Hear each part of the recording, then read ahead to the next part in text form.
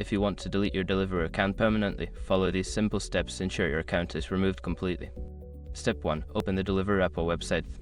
Start by launching the Deliveroo app on your mobile device or visiting the Deliveroo website on your computer. Make sure you are logged into your account. Step 2. Access account settings.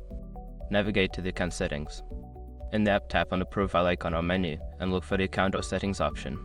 On the website, find the account settings in the top right corner. Step 3. Find the delete account option. Within the account settings, look for an option related to account management or privacy.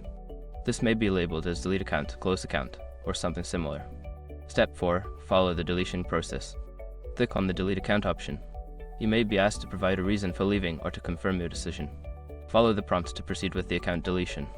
Step 5. Confirm deletion. After completing the necessary steps, you should receive a confirmation message indicating that your account has been scheduled for deletion.